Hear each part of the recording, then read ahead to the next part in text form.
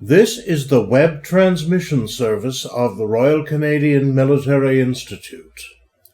On February the 21st, our first military history night of the year commemorated the 60th anniversary of Canada's involvement in Cyprus. Keynote speaker Larry Stevenson was preceded by Colonel James Holsworth, who set the scene for the evening.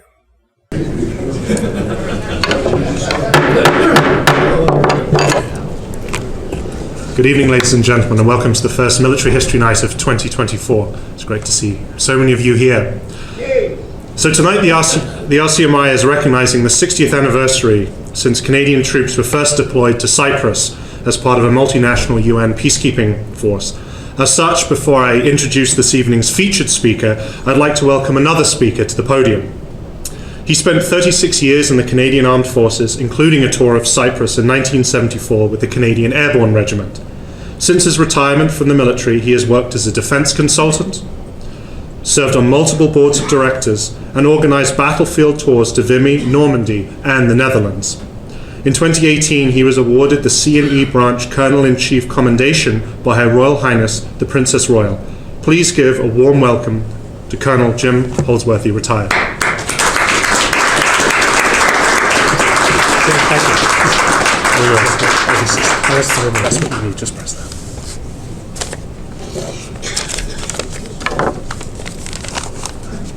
Good evening, everyone. I'm the warm-up. I am going to talk briefly about Cyprus 2024, the commemoration of Canada's contribution to Cyprus for 60 years, since 1964, and the 50th anniversary of the Forgotten War in 1974. As much as you might see some airborne and 1974 colors and insignia, truly the commemoration is about all of Canada's contributions since 1964. I'm going to leave the interpretation of history to our keynote speaker, Larry Stevenson, and other experts, and also defer to you, many of you who served in Cyprus or other peace missions, and probably have your own interpretation of peacekeeping and your experiences. But let me first, before I get to the commemoration itself, I'll delve briefly into the history of Cyprus and the UN mission itself. Whoops, that didn't work. There we are. Cyprus has been a crossroads of civilization since the early times of the Phoenicians, Byzantines, and Persians, and the roots of the Apostles, Knights Templar, and the Crusades. Ruled by the Venetians, Ottomans, and British before becoming a republic in 1960. As most of you know in this room, Canada probably could be said to have cut their teeth on peacekeeping in the Middle East in that era of the 1960s, 70s, and was an original contributor to UNFICYP, the UN force in Cyprus, in 1964, along with Denmark, Ireland, and Finland, and maintained in Cyprus a battalion-sized force until 1993. I might add that UNFICYP 1973, the Airborne Regiment is actually assigned to go there and was stood down from that mission, and subsequently a Signal Regiment and logistics units went in Canada's place. But a year later, in 74, probably few Canadians realized how deadly it was for Canada's military. Several tragedies at home, if I might recall the tragedy in Vakarci with the cadets, and abroad. Flight 51, UN Flight 51, shot down over Syria with 9 crew and passengers. It was our largest peacekeeping loss, that particular loss, probably other than the Korean War. In 1974, back to Cyprus and the action there, Canadian troops were in the middle of a coup d'etat, an invasion, and an all-out war between the Greek and the Turk Cypriots.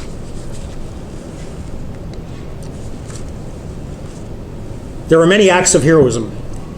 The Canadian Airborne Regiment was engaged on both sides, and I mean engaged in a combat sense, helping civilians escape from the war zone, defending key terrain in and around Nicosia and the airport.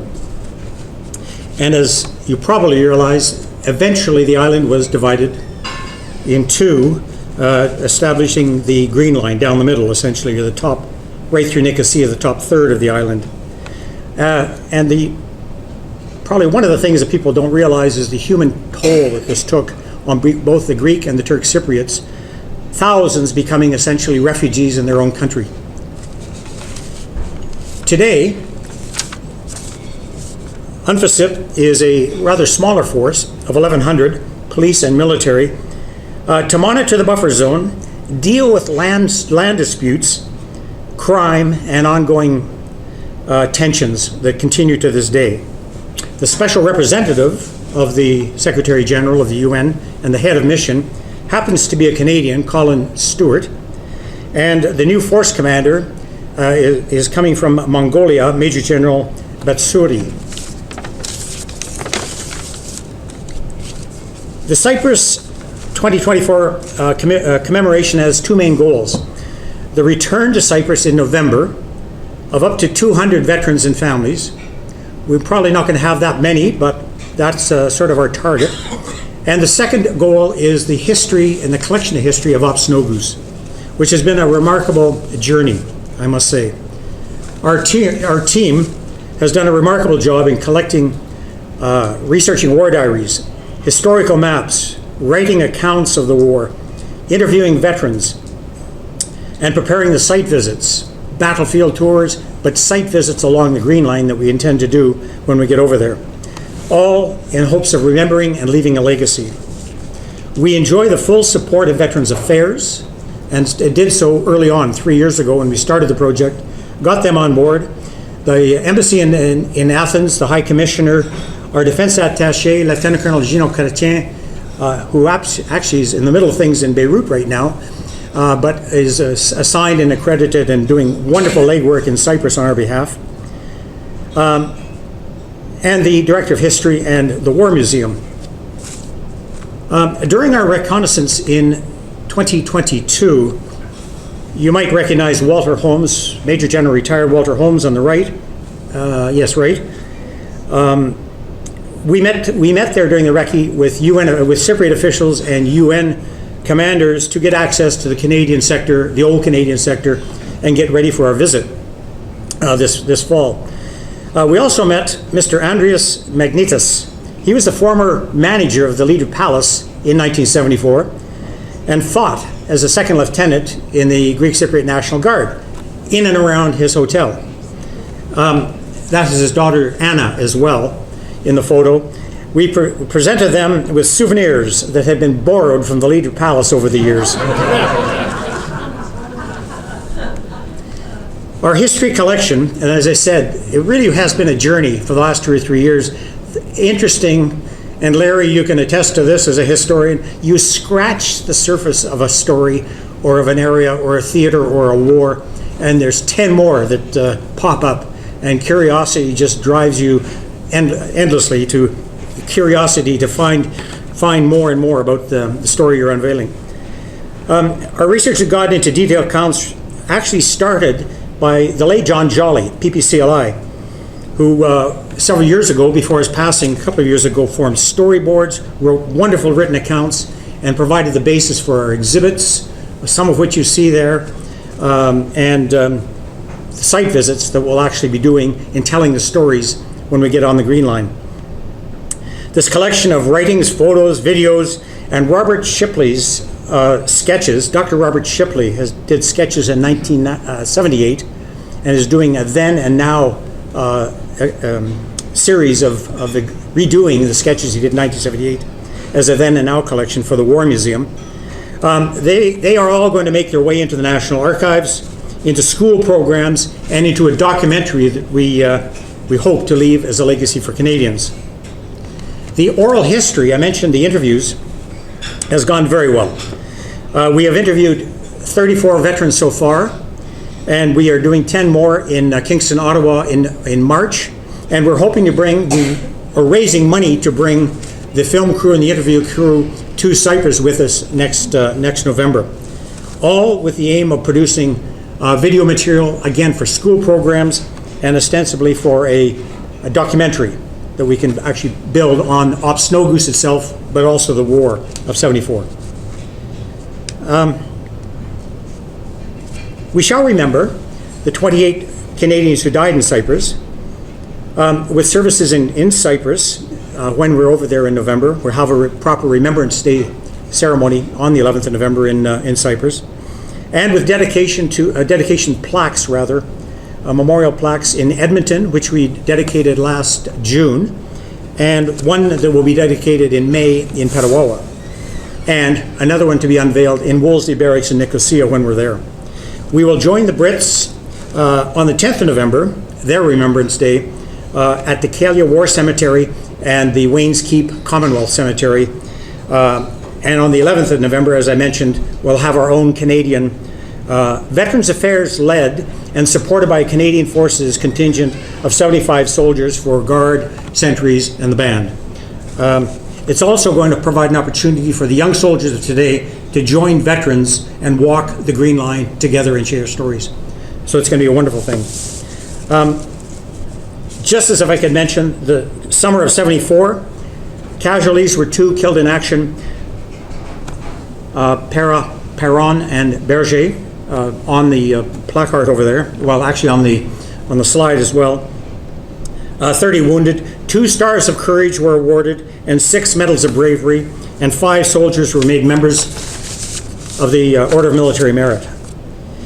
We have a memorable program of site visits along the Green Line, cultural excursions, presentations, ceremonies, and a lot of camaraderie with our Canadian soldiers and allied veterans. We'll have Swedish, Finnish, and British joining us for the same reunion. And we're also going to be hearing from the Cypriots who lived through the war. We have a discussion panel and hope to get some of the experiences of those displaced peoples of Cypriots, of their experience of the war and the impact on Cyprus today.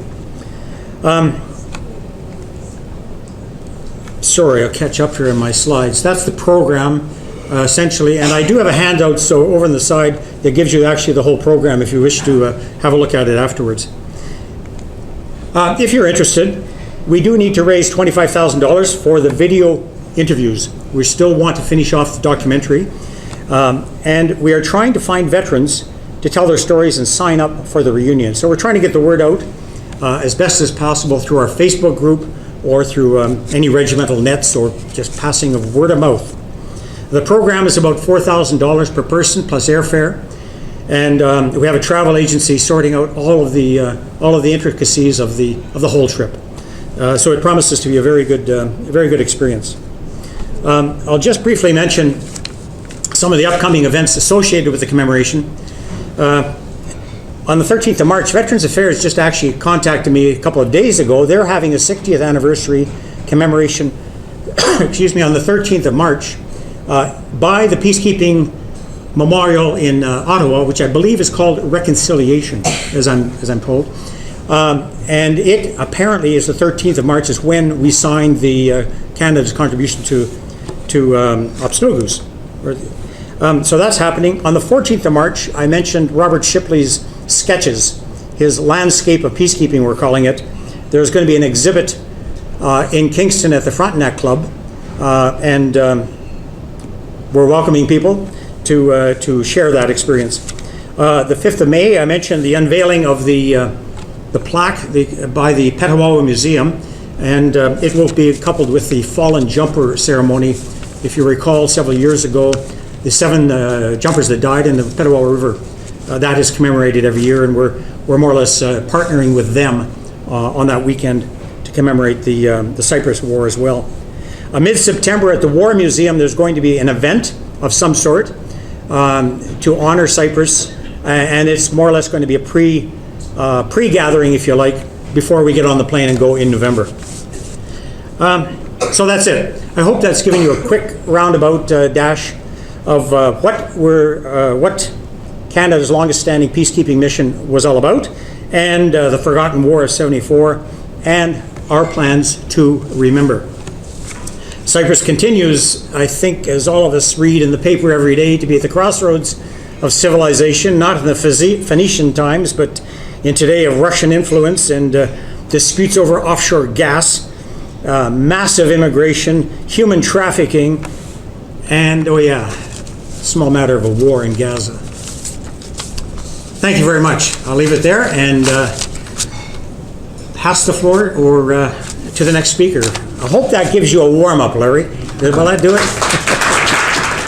So our keynote speaker this evening served as a captain in the Canadian Airborne Regiment, undertaking 2 peacekeeping tours of Cyprus. Named one of Canada's top 40 under 40 in 1995, over the past 25 years he has served on the boards of directors of some of Canada's largest and most successful companies. He was honoured in November 2022 with the Founders Award from the Fraser Institute, Canada's leading conservative think tank. And in September 2023, he was inducted to the Royal Military College Wall of Honour. He is also the author of Cyprus, An Ancient People, A Troubled History, and One Last Chance for Peace, copies of which will be available for purchase after his presentation. Please give a warm welcome to Larry Stevenson.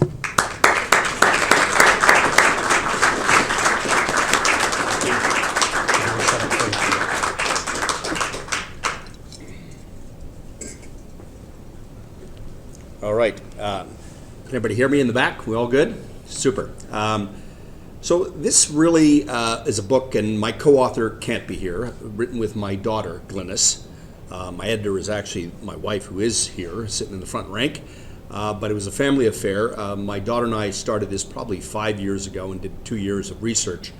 And it really started, for me at least, when I did go there as a peacekeeper in that front rank. You might not recognize me. I was a little younger back in 1980 on that first tour, but I was the recce platoon commander in 3 PPCLI, and we were that photo's taken right next to the Leader Palace.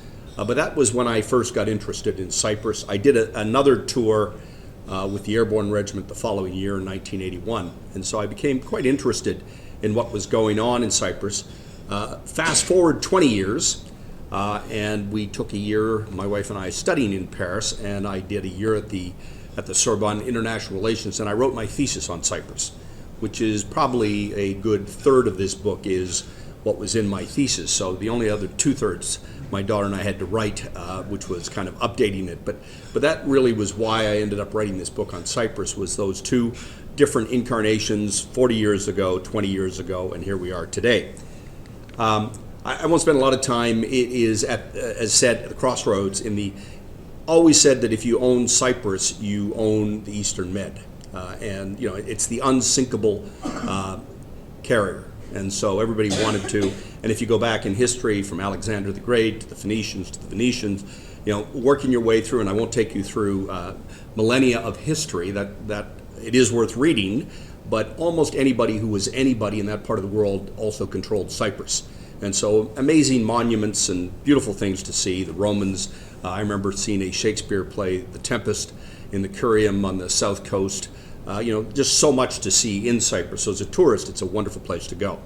But everybody was there. Fast forward to 1960, and if you think of it before 1960, and I'll just give you the basics, part of the Ottoman Empire for about 400 years.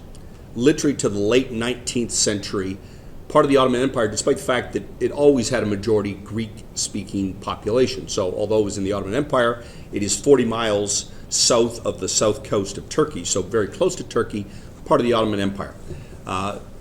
Post kind of and you wouldn't know it today, but Turkey and Russia are generally enemies.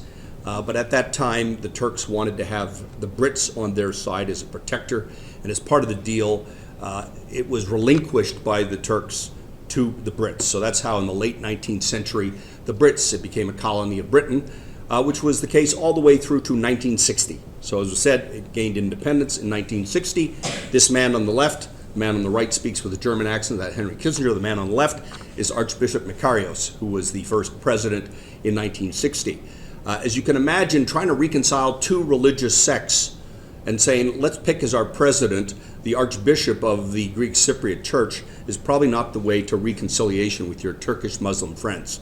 but he was the first of the presidents and a very important person to this day. The main boulevard is Makarios Boulevard in Nicosia, so he is revered by Greek Cypriots, a hero. Fast forward to 64. So 60, they gain independence. Everybody likes to say it was really calm, everything was fine. It was never fine. 1960 was a compromise. The reality is what the Greek Cypriots wanted was enosis. Enosis was to be united with Greece, the motherland for them. So that was their idea of independence. We should be part of Greece. The minority, about 80% of the population at the time would have been Greek Cypriot, 20% would have been Turkish Cypriot. The Turkish Cypriots were always promised by the Brits, who knows whether they were actually promised this, that when time came for independence, they would have their own separate statelet. And so what they wanted was Taksim, which was two different nations sharing that island. Obviously, much like Palestine, and we're living the results of what was done in Palestine by the Brits at the same time, it was a compromise that was frankly unworkable. And the unworkable compromise was the Turkish Cypriots with 20% had a veto effectively. You couldn't run the government. And so Makarios just ran over the Turkish Cypriots. And so although there were minority rights baked into the Constitution, in 1960 they were never followed. There was the beginning, frankly, of genocide. The Turkish Cypriots never felt comfortable. And so in 64, that is why the United Nations was brought in, was because of all the intersectarian fighting that was happening between 60 and 64 when it really heated up. By the way, the Turks wanted to invade in 1964 when this was all happening, but were talked out of it by Lyndon Johnson. And at the time, when the U.S. spoke, the Turks listened. Not so much today. Anyway, so we had peacekeepers there. These are Canadians back in that time frame, back in 64. For Patricia's, they'll recognize the person in this photo. So peacekeepers have now been there for a very long time, as we talked about, 60 years. Fast forward to 1974. Things were not great, by the way, between 64 and 74. They didn't get along. There's a myth that we all got along. They didn't get along the entire time. But what happened is the Turkish army, as a result of a coup that happened in Greece, that basically now wanted to bring Enosis together. So basically the military junta in Athens wanted to bring Cyprus into what they had always wanted back in 1960. The Turks were never going to allow this. The Turks had a right, by the way, to intervene. Most people in the West don't like to acknowledge that, but when they got independence in 1960, there were signatories to that treaty, and the signatories included the Brits and included the Turks, which said that if there was a change in the status quo, they had the right to intervene. So Greece did, Turkey did, and the Brits had that right. And the Turks said in 64 they were going to intervene. Johnson said, that will not happen under my watch. In 74, remember what was happening in the United States. They had a President Nixon who was in the throes of Watergate. Kissinger was really running the show in the White House. And Kissinger is viewed by many people, including Christopher Hitchens, to be very pro-Turk, but he basically let it happen. So there's no doubt that the Turks would not have done it without some kind of a wink from the Americans that they would not intervene. So the Turks in summer of 74 take the top third of the island. So they did it in two different phases. It doesn't really matter for the purpose of this talk, but they eventually end up exactly the line that they had wanted under Taksim when they wanted two different states. So they literally stopped. And a lot of people say, well, they got stopped by somebody. They got stopped by nobody. They stopped there. They could have taken the whole island, but what would you have done with all the Greek Cypriot refugees you would have ended up with? For the same reason that probably the Israelis today don't really want Gaza, is what do you do with all the people that are there? And so the reality was the Turks stopped exactly where they planned to stop, and that has been the island ever since. So you have the top being ruled by the Turkish Cypriots, you have the bottom. Those two yellow areas, by the way, for those who haven't been to Cyprus, are sovereign base areas for the British. One is an air base, one's an army base. So that's Cyprus if you look at it today. I won't go through all of these myths, but I always find it amazing when people say, we all got along fine until the Turks invaded in 74. That was not the case. There was warfare between those two sides, and when you have 80% of the population, the odds are the 20% are going to be mostly on the receiving end. This is not to say that only the Greek Cypriots were to blame. Both sides were to blame, but the reality is the people who were taking the brunt of the punches were the 20% rather than the 80%. The second thing was that, that it wasn't the Greek Cypriots who wanted to do, it was the Greek junta in Athens, and that's not true either. Samson, who was by the Brits considered to be a terrorist, but was leading what was happening in Cyprus, wanted to annihilate the Turks. And so the Turkish Cypriots absolutely felt under severe threat in 1974 and called on their mother country, Turkey, to save them. As I said, the whole view that the Turks invaded in 74 with no provocation is clearly not true, and also that they legally had the right. Where legal scholars differ is that they absolutely had the right in the first phase. It's not clear they had the right in the second phase of the attack, because lawyers could debate, as you know, get 100 of them, they'll have 100 different opinions, but the reality is it wasn't clear that they legally had the right to do the second act. And then finally, that partition was never been workable. That actually was one of the options considered by the Brits as they were leaving. So partition is possible. It has now happened all the way since 1974 and is the status quo today. This is me with one of the reasons that this island is still partitioned. For those of you who were in Cyprus, this is Ralph Denktash. It's a picture of me with Ralph in 2002 when I was writing my thesis. I went and spent 90 minutes with him and talking, and when I came out of that I said, this man will never, ever, ever accept putting these two back together again. Just impossible. He saw himself as from a young kid being beat up by Greek Cypriots, being called a mad Turk, and there was just no way that Ralph Denktash, as long as he had any power, was going to be the guy that would make this happen. This is the other guy who stopped the island from being put together. His name is Papadopoulos. He was the Greek Cypriot leader, if you fast forward to when I was doing my thesis in 2002. And in 2002, all the moons were aligned. You could have had a united Cyprus in 2004 without a doubt, if the EU had not been idiots and had played their cards right. The EU at that time was trying to admit, remember, all of Eastern Europe, so it was the big enlargement of the EU, but one of the countries that wanted in was Cyprus. The country that really wanted Cyprus in was Greece. You know, there's only 1 million people in Cyprus. Most of the EU couldn't care less whether Cyprus was in or out. It's just not a big enough factor to matter.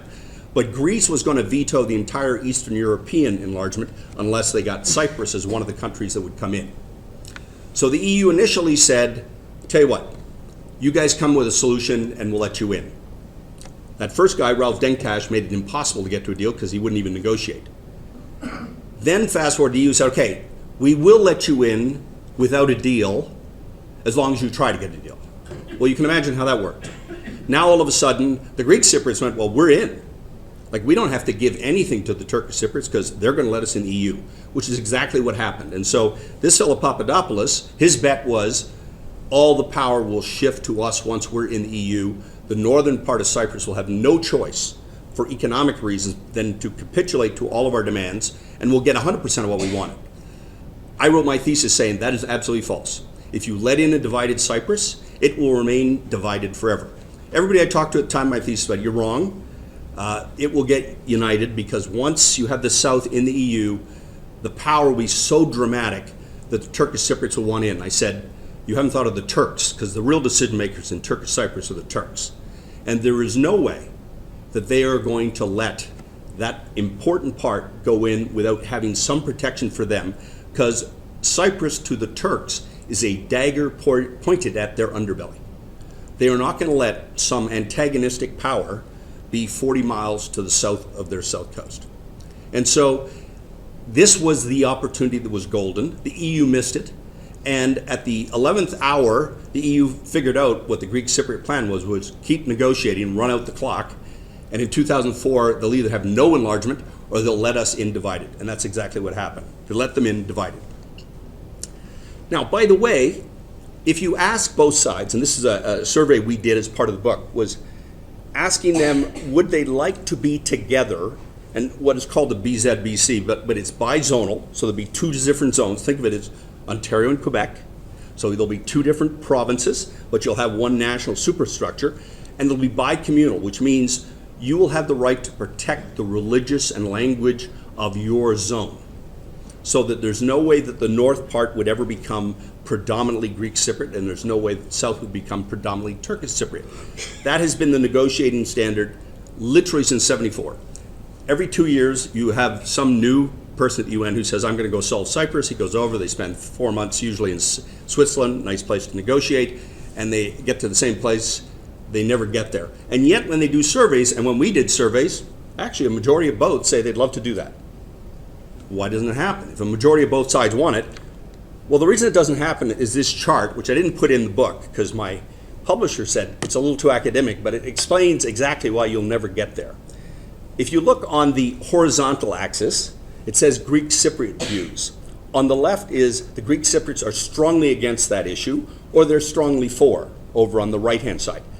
On the up and down axis, on the vertical axis, you have Turkish Cypriot views, strongly for at the top, strongly against at the bottom. If you just take a look at that, I'll give you the ones that the Turkish Cypriots are strongly for, that the Greek Cypriots against. The Turkish Cypriots want each ethnic group to live in their own community. Greek Cypriots absolutely against. That's actually fundamental to the entire concept of BZBC. So when they say they're for it, but they're not for that. And then have an ethnic veto on the federal government. So the Turkish Cypriots will never put themselves in a national group where they don't have some veto. That seems to the Greek Cypriots is, well, why would you have a veto? You're only 20% of the population. Again, think Quebec. If you then go to the Greek Cypriots and say, what do they want? Well, they want to get their lost property back. Because, frankly, most of them were pushed out of their property in the north when the Turks invaded in '74. So much like the Palestinians who say, I'd like to live in Tel Aviv, because that's where I used to live before '48. I'm saying, good luck with that, because you're not getting Tel Aviv back. And by the way, you'll never get your home back that was in Kyrenia in the north. It's just not going to happen. They'd like to have all of the post-'74 settlers. Settlers are people who were not born in Cyprus, but came to Cyprus, and Erdogan has used this in a big way. So he's moving Anatolian, very much more Muslim, much more religious fundamentalist than was true of the people, the Turkish Cypriots who were, and those of you who served in Cyprus, remember, there weren't a lot of burqas when we were in Cyprus. If you were there in the 70s and 80s, yeah, they were Muslim, they prayed, but you didn't see a lot of full burqas. That's not true today. You will, and you'll see a lot of mosques. Erdogan has built a lot of mosques in the northern part of Cyprus. And so they want those settlers to go back to Turkey. Again, not happening. They'd like the island to be fully demilitarized, i.e. all the Turkish soldiers who serve in the north part to go home. Again, not going to happen because the Turks will not allow an unfriendly army to be in control of particularly that north shore of Cyprus, given that it's 45 miles away from their own coast. So this is why I say, look at that zone of agreement where they all agree. There is nothing.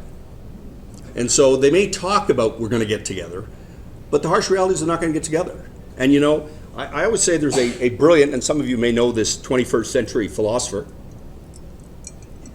name is Taylor Swift, and she says, we're never, ever, ever getting back together again. And that's true for these two. And I'd like to be an optimist and say we ought to negotiate, but there is no zone of agreement. You can only have a negotiation if there's some middle point. You say, we would agree on that. And both sides, so you can blame either side, whichever side you want to blame, the reality, they're not coming back together again. And so let me go through a few things that made it worse than when I wrote my thesis. Now remember, when I wrote my thesis, I said they weren't getting back together again. And by the way, almost everything, and I talk about 7 different things that have happened in the book, but I'll only, in the interest of time, cover 5. But there are 7 different things, and only one of them, one could argue, is positive. That, it was a tailwind rather than a headwind, and that is they found gas. Since I wrote gas has become an important issue. Some people say that's actually a headwind because the Turks will never let you get the gas unless you have an agreement. And so although there's gas there, as Total has found out, you can't actually get there because the Turkish military won't let you actually get to that gas. But let me talk about 5 things that have gone the wrong way that make a deal way more difficult today than was true when I was writing my thesis 20 plus years ago. The first and most important is Turkey and Erdogan. Turkey today, 2024, is not Turkey in 2004. Erdogan 2024 is not Erdogan 2004. Erdogan in 2004 had just effectively been elected. His biggest concern was that the military would overthrow him. That was Erdogan's biggest concern. And so he was very pro-EU, because his belief is if I get into the EU, I will get to defang the military, because it will be a democracy, and that'll be protection for me. And by the way, the sentiment in Turkey was we want to be in the EU. And by the way, still many people if you did a poll in Turkey, they'd still like to be in the EU. But Erdogan has moved on. Erdogan's not going to the EU. By the way, they were never getting in the EU anyway, because they have been trying to get in the EU before any of these other countries that were trying to get in have gotten in. They've been in talks with the EU forever. But the reality is Germany and France will not let that many Muslims into the EU. Just a fact of life. Take it the way you want, not going to happen. And so Erdogan's figured that out. He went, okay, that is not going to happen, and so I'm going to pivot. And that pivot has not been good for us in the West. That pivot has been towards the East. He wants to, in some ways, rebuild what is the Ottoman Empire, wants to be the king of the Middle East. And you see the pivot even towards Russia, where he would have been solidly in the U.S. camp. Turkey in '64 was a solid member of NATO. Now, they went and bought their surface-to-air missiles from the Russians, such that the Americans wouldn't sell them the F-35s. So, yeah, they're in NATO, but boy, he's looking both ways. He's playing both sides. And there is no way that Turkey under Erdogan will make a deal for Cyprus. Because the only deal that he might accept would be, you let me in the EU with all kinds of provisions, and they're not going to do that. So you are never going to, and Erdogan today is a dictator. He was not in 2004. He was trying to consolidate power, but he was new in power. Second, when we were there, I didn't run into any Russians in Limassol. It is now Limassolgrad.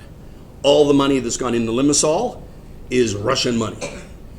The president of the Greek Cypriots runs a law firm that makes most of its money selling passports to Russians so they're in the EU.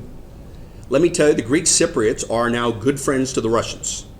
And I was amazed that they actually voted in favor of Ukraine at the UN, because that's not normally something. If you had asked me to bet, I would have said, boy, a lot of the money that is in Cyprus these days is from Russia.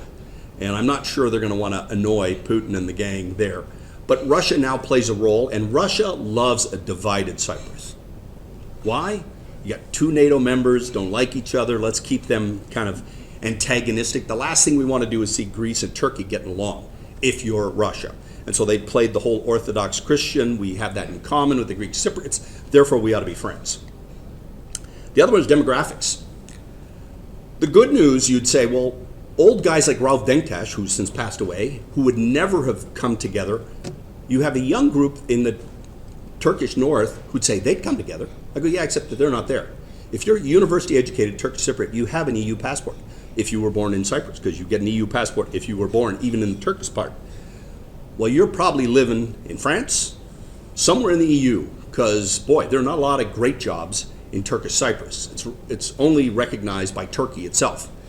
And so, yes, the old guard who hated the Greek Cypriots are gone, but they've been replaced by Turks who, by and large, didn't like, they don't even know, they don't view themselves as Cypriots. They view themselves, we're Turk, who happen to be in Cyprus. Whereas the Turkish Cypriots honestly viewed themselves as Turkish Cypriot. Yes, they spoke Turk, they were Muslim, but they viewed themselves as, we come from Cyprus. The people who are there now go, no, I happen to live here. It's kind of like Quebecers in Florida. So, that's where they feel. The other one is in the south, you think of no Greek Cypriot, who was born kind of post-74 has had any experience of living with the Turk Cypriots. Never. And their view is life's been pretty good. We're in the EU. I mean, if you were on Makarios Boulevard, it looks like you're on the Champs-Élysées. They've got all the Hermes shops. They are in Europe. And they're going, why would we ever change that? Like, we don't want to live with them. And so the demographics, if you look at the young, the vote would go against you much worse in the Greek Cypriot when you look at only the young vote. So demographics is working against you. Look, worldwide there's been a rise of ethnic nationalism. So I would not have spent a lot of time on this. In 2004 I saw the beginning of it. If you think of Huntington's The Clash of Civilizations, wow, we are seeing a clash of civilizations everywhere today. And so that ethnic nationalism, that populism, that by the way, Erdogan is one of the winners in that game of populism and ethnic nationalism, that has gotten much stronger today than it was 20 years ago. And listen, the other one that changed was after the Second World War, we kind of agreed, we the world, that you couldn't take another person's territory by force and keep it forever. You might keep it for a period and negotiate and give it back. But two things changed that, in my view, since 2004. One was Crimea, where the Western world just said, no, you can keep Crimea. We're not going to war over that. Now, compare that with what happened with Kuwait, where they said, no, actually you cannot keep Kuwait. They said, no, you can keep Crimea. And if you look at what the U.S. under the former president allowed, which was the annexation of the Golan Heights. I mean, so it's not that they're occupying the Golan Heights, it's that you can keep it. That actually is a break with the 1648 Westphalian Compact that said, no, you cannot invade, take, and keep forever. You got to give it back. You can use it for negotiation. You can get something done. But that compact is gone. I mean, by and large, what we lived on, literally post the Second World War has been destroyed by those two events. And now it is, if you have force, you can take it. And so the Turks, by the way, if the Turks did today what they did in 74, everybody go, well, they had force, they took it. What's your issue? Like, it just has become acceptable that you can take something else by force. So where are we going to be? And I asked this in my survey. Now, this is now 3 years old. But I asked this in the survey that we did during our study. And I asked people, and this was a mix of politicians, the presidents, cabinet ministers on the Turkish Cypriot side, on the Greek Cypriot side, but also a lot of Brits who, the Brits pay attention to Cyprus. They have 2 sovereign base areas there. They were the colonial power, so they genuinely care. And you see, half the people thought, it's going to be status quo 10 years from now. Well, we're now 20 years from now, and it is status quo. So, clearly that group that voted that was right. Some of the people, about a third, said, no, we're going to have a solution. We're going to have this bizonal, bicommunal solution. I was obviously not in that camp, but, there was a third of people who really thought, no, we'll get that solution. There were some who thought, no, there would be an actual partition. And by partition is not status quo. It would be, there are 2 separate states. And that hasn't happened either. Turkish Republic of North Cyprus is recognized only by Turkey, so it is by no means a state. And then there were some who thought these were only Greek Cypriots, thought it would be a unitary state, that we would just get together, we the Greek Cypriots will run the place, that'll be the solution. Obviously that was a minority view, 2% thought that. So as you see, that's what they thought 4 years ago when we were doing where we'd be in 10 years. I'm telling you, add another 30 years to this. They will never, ever get together. They just won't. Now, you should never say that because, hey, Erdogan could die. Some new guy who's a Democrat who turns back to the West. And look, these people think in terms of civilizations, not in terms of decades. And so maybe, but probably not in the lifetime of anybody who's here in this room, will you see Cyprus as one united Cyprus under one government. Thank you very much. Questions, I think. I know some people wanted some skill testing, difficult questions, so I'm happy to anybody. Questions on this or anything else? There we go. I have a few questions, if you don't mind. Absolutely. I'm curious about these statistics that were compiled. That's pretty progressive, bringing something so far from the past forward, if you will, so far from the past forward. Where did they come from? So we hired a Greek Cypriot firm to do 4,000 interviews. And so they were a mix of telephone and internet kind of surveys they did. So we broke it by age, male, female, on both the Turkish Cypriot and the Greek Cypriot side. And so, that chart you saw was the beginning of that, one of the questions. We asked all kinds of questions of them. But the reason we asked the follow-up question of would you like a bizonal, bicommunal, was that the person who ran the market research firm in Cyprus said to me, he said, I'm just telling you, they'll say yes, but they don't actually know what it means.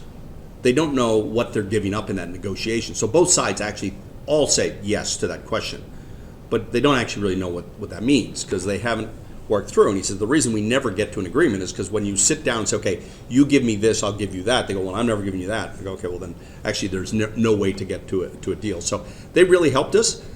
There were some of the questions that they said you won't get an honest answer to that question, and so we dropped them. But we probably had 50 questions in the survey, but most of them revolved around what do you think is important? What do you think the solution would be? How could we get there? What should we be doing? And look, there's a lot of people who I think with all the right intentions, right? They do a lot of communal things, get people together, just like there are Israelis and Palestinians who go to education workshops and try to get along. Yep, all worth doing. Will it bring them together? Absolutely not. but go do it. I mean, if it makes you feel good to do that, but if you think that as a result, the Turkish, Cypriots, or the Turks, more importantly, will give up on their vital interests just because some people all held hands, that's not going to happen. And the Greek Cypriots, similarly, are not going to do what they need to do. Yes, right in the back. I believe we left Cyprus because we were perceived as just being perpetual policemen.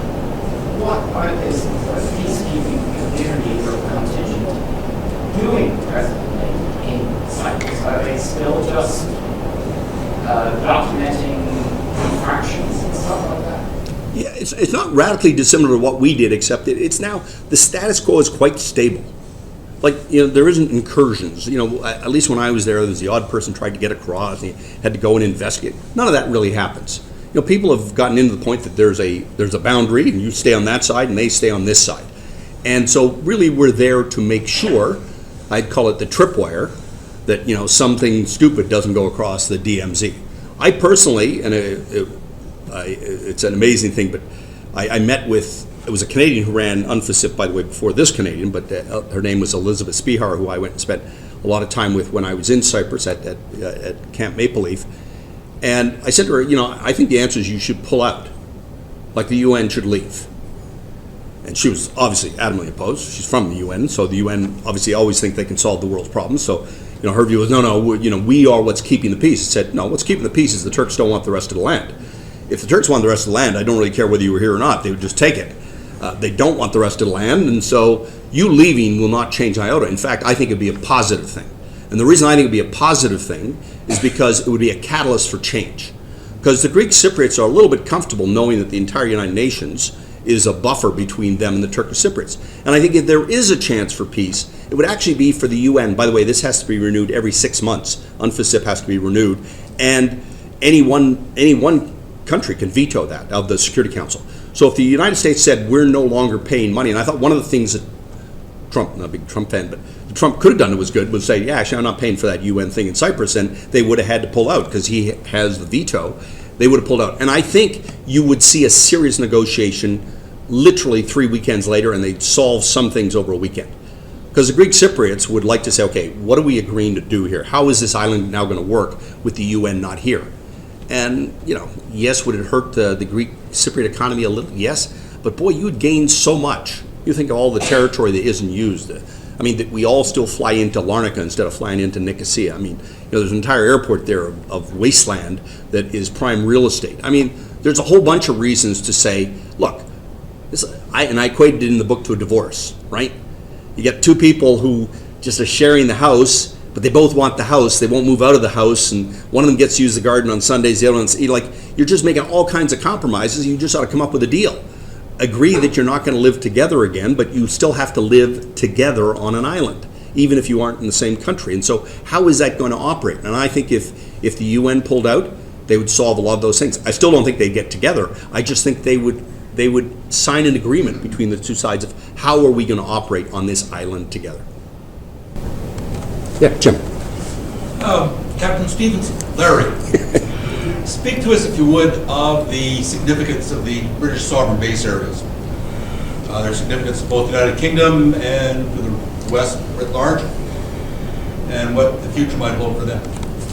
Well, this would not be popular in any Western audience for me to suggest what I'm going to suggest. But I believe that if you took something that wasn't yours, you should give it back. That's really hard. You can imagine there's no Brit. And by the way, nobody in the Western security community would agree with that, because particularly one of the bases is where we get most of our intelligence of what's going on in the Middle East. So if you think the United States or Britain or any of us in the Five Eyes would say, oh yeah, let's give back, that is probably not going to happen. And in fact, in the 2002 negotiations, 2004, they were going to give back one of the two bases. So part of the deal was the Brits were going to give back one of the two bases, but they were going to keep one, because that one is vital from a strategic security perspective. And I think any deal, they're keeping that one. It's about as much chance as the Americans giving Guantanamo back to the Cubans. But I just believe it belongs to Cyprus. We only got to be there because we were the colonial power, and I'm using broadly since my father was a Scot, that we were the colonial power. But at the end of the day, that land belongs to the Cypriots. And in the book, as I say, I think they should have to give both back. Now, when I wear my Western security hat, I go, ooh, that's tremendously valuable to us. And I don't think it's coming back. Not in a short time anyway, particularly what's going on in the Middle East. Yes? You mentioned briefly in the book the financial crisis of 2012. You also mentioned today the number of Russians that are there. What was the real impact on the Russians that have taken up so much real estate and invested so much and saved so much in the banks there? What was the real impact on them in 2012-13? Yeah, well, look, they got... sorry, thanks for...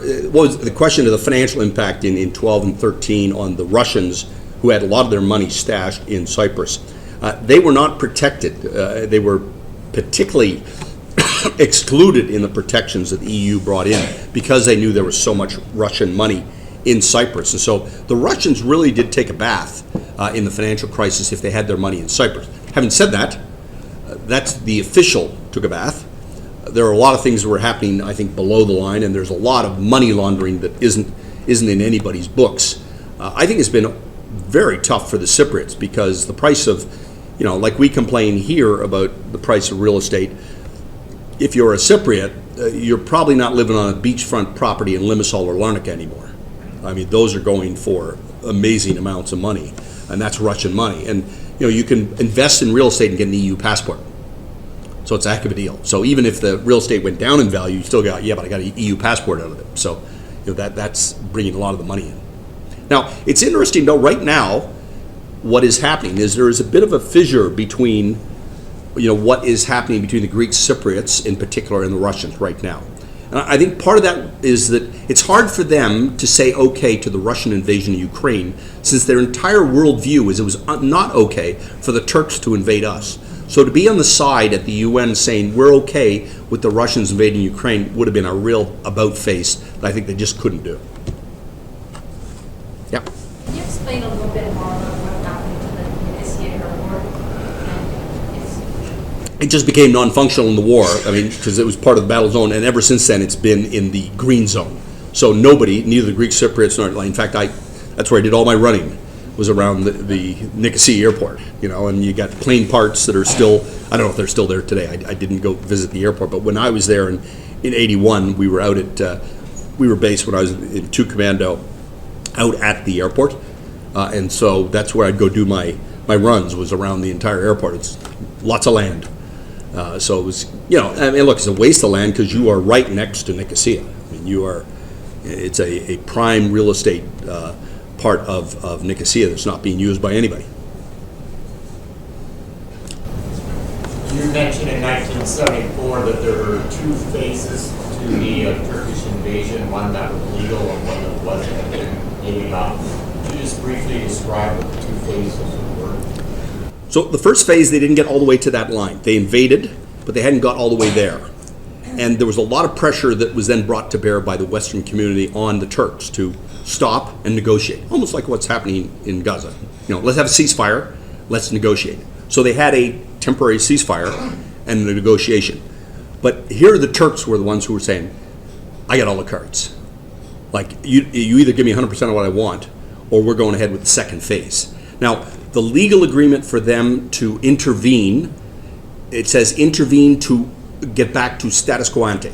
So you had to get back to the status quo. You can't intervene and give something that wasn't there before, which what they did, right? If they had just done the first phase and negotiated and now got a new agreement, that was all legal. But they negotiated, some would say in bad faith, because they didn't want an agreement, and didn't get an agreement, and then continued the invasion, took the top third. And they did that literally. When I say it was probably I think 11-day stop of hostility. So it was not we're negotiating for a long time. But they did sit down. The Greek Cypriots said, this is what we want. And Turks said, no, actually, we want this. And they wanted more than they had been given in 1960 at this stage of the game. So, the Greek Cypriots go, we're not going to accept that. And they go, okay, here comes phase 2. You're really not going to like that. Look, I think at every stage, and I'd say the same thing. I'm not Palestinian. I have no axe to grind that. I actually think they often say about Palestinians, they never miss an opportunity to miss an opportunity. I would say the same thing about the Greek Cypriots. At every stage, the deal that was on offer has gotten worse. Because now they're dealing with a very different Erdogan than they were in 2004. They would have had virtually all the power, and because the whole island would have been in the EU, they would have had tremendous protection. They missed that opportunity. But Papadopoulos played a card, which was, I will get a better deal after we're in the EU than trying to get it before I go in the EU. I think it was a bad bet. I said it at the time. I wrote it 2 years before he did it. It's a bad bet, because if you assume the Turks will just come on bended knee to Greek Cypriots, you may not understand the Turks. One more?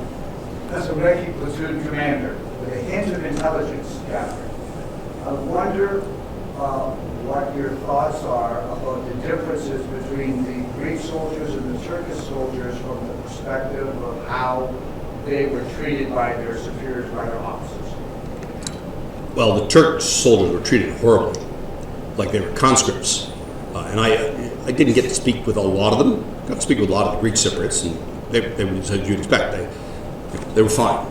They were defending their homeland. Turkish Cypriots, I met one who was an Australian. I went, how the hell are you here? The Australian accent. He went, well, I was born in Turkey, went back on vacation, and got drafted. And so now I'm talking to an Australian who happens to be a Turkish soldier, defend. So, and they had horrific stories. Like I got called out to one of our outposts one time, and on the radio it was like, the officer is throwing somebody out of the outpost. And you remember the outpost would have been sometimes high as this ceiling. You had to go upstairs, and they would stand over there. We'd look at them. And so I got on the radio. They're throwing a guy out of there. I went, that's weird. So I went out. It was all over. But what would we have done? Like, tell the Turks, hey, you're not allowed to throw your soldiers out of the outpost? I mean, obviously the guy had fallen asleep or something, and he caught him and said, this is what we do. That's pretty draconian. And I think the Turks were they were a tough group. But I found the senior Turkish officers to be quite competent, frankly. They knew what they were doing, and they knew what their job there was. And, but the conscript soldiers, by and large, didn't want to be there. All right, thank you very much for the questions. I really enjoyed this, and hopefully you'll read the book, if you haven't.